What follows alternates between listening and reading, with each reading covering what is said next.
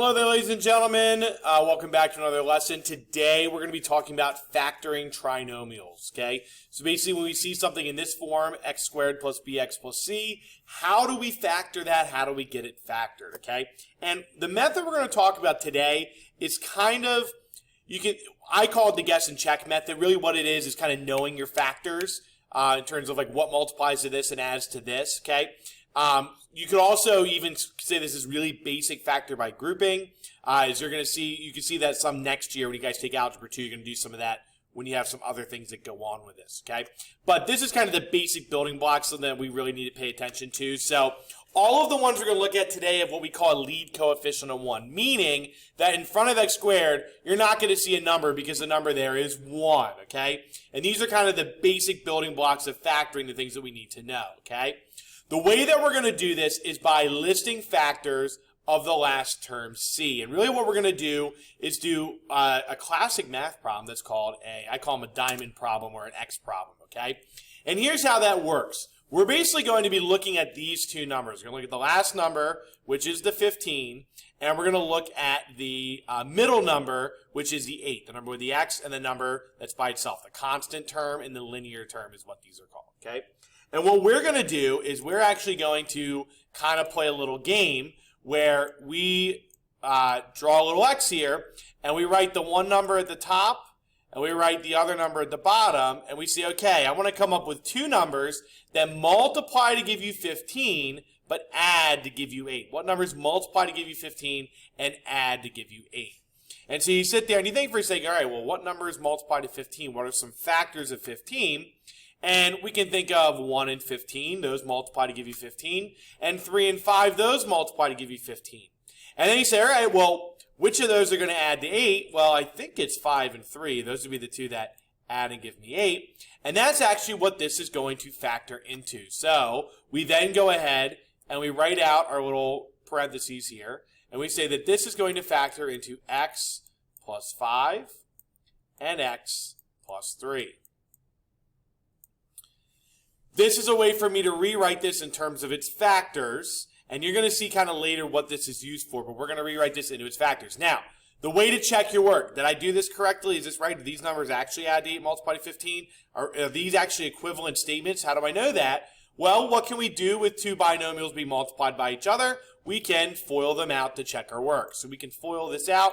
So we have first, outer, inner, and last. So first, x times x, that's going to be x squared. Inner, 5 times x is going to be 5x. Outer, x times 3 is going to be 3x. And then last, 5 times 3 is 15. And then these combine together to give us 8x. So you can kind of see that these are going to be equivalent statements, which basically that's what we're doing when we're factoring. We're rewriting something into something else that it's equal to, but in terms of the base of its factors. It's kind of like when we take 15 and rewrite it as 5 times 3. We're taking x squared plus 8x plus 15 and rewriting it as its two factors, which are x plus 5 and x plus 3. Let's look at another one. Here we're going to do the same problem. Again, we can think of this like a diamond problem. What multiplies to 10 but is going to add to 7? Well, let's think of our factors that multiply to 10. We've got 1 and 10. We've got 2 and 5. Which one of those are going to add to 7? Pretty sure it's the 2 and 5. Those are the two numbers I'm looking for. And so this is going to factor into x plus 2 and x plus 5. Although this one's actually a. So it's actually going to be a plus 2. Let's fix that. And a plus 5. Let's make sure we use the correct variable here. So a plus 2 and a plus 5. And again, I could check my work if I wanted to. I could FOIL this back out. A times a is a squared. 2a and 5a will add to 7a. 2 times 5 is 10. Okay, I found the correct factors, okay? Once you get used to doing these, you're going to see they can go pretty quick. Like, look at this next one. Well, here we got some extra stuff going on. All right, well, I got a b squared plus 15bc plus 50c squared. All right, well, what are some factors of 50? It can be 1 and 50, 2 and 25, 5 and 10. Which of those is going to add up and give me 15? Well, I think it's the 5 and 10, okay? So what are my factors going to be for this? Well, I need the b's to multiply together and give me b squared. I need the last term to multiply and give me c. What are the numbers that should go with the last terms? It's going to be 5 and it's going to be 10. So this is going to be my factors. This trinomial is going to factor into b plus 5c and b plus 10c. And again, I can check my work by foiling. If I FOIL this back out to check my work, I'm going to get b squared plus 5cb plus 10cb plus 50c squared. And those middle two terms are going to combine to give me 15cb, which is exactly your bc, what we have up there. Okay, so it's factoring, looking for these terms. What multiplies to this? What adds to the middle? That's basically what you want to ask yourself every time. What multiplies to this? What adds to this? Okay? Here's another one. Hey, we got a negative thrown in this time. Does that throw me off?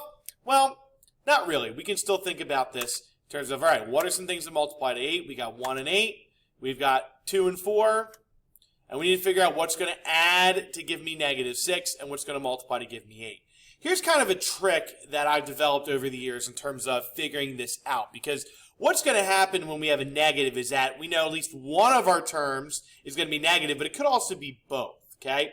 So here's what I like to do. I draw my parentheses, okay? So I draw my parentheses, and then I start by figuring out my signs. And here's how I do that. I bring down the negative. So whatever my first sign is, I bring that down. And then the second sign tells me whether to keep it the same or to change it. If this is a plus sign, I just copy this sign over here. If this is a minus sign, I change it and I make it the opposite, okay? So whenever I see a negative, I'm going to bring this sign down, and this tells me keep it the same or make it the opposite, okay? Basically, if it's adding to a negative, but it's multiplying to a positive, both your terms need to be negative, okay? So I'm looking for two negative numbers that are going to add to negative 6 and multiply to 8, and that's going to be negative 4 and negative 2. So we're going to get w minus 4 and w minus 2, and those are our factors for this one, okay? So if I have a negative and a positive, I know they both have to be negative to add to a negative number, multiply to a positive, okay? Here's another one with a negative. Once again, we're going to do that same trick again. So we think of our factors of 32. We list out what multiplies to 32. We do all that jazz. Okay, but here's what I'm going to do. I'm going to take this sign. I'm going to bring it down. I'm going to look at my second sign. Hey, this is a plus. That means I'm going to keep the same sign over here.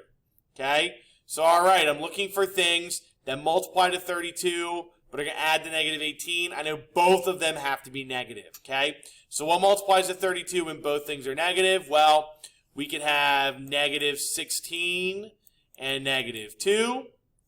Which I think right there's our answer. But just for the sake of completion here, what are the other ones we could have? We also could have negative 4 and negative 8.